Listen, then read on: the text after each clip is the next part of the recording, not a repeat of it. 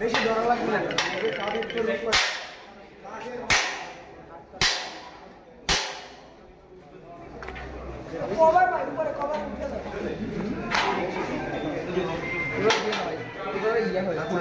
তুমি হাত ধরে রাখো।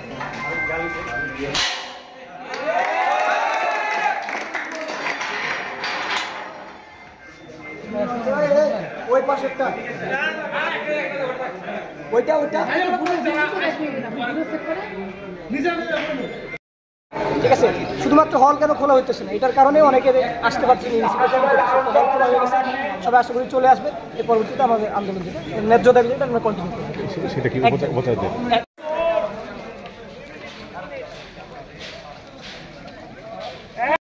হলভুক্ত করে আমরা হলেও থাকবো এবং পরবর্তী যদি কোনো কর্মসূচি দেওয়া হয় এটা আমরা 5000 শিক্ষার্থীর সিদ্ধান্তের অনুসারে পরবর্তী কর্মসূচি আমরা রাখবো।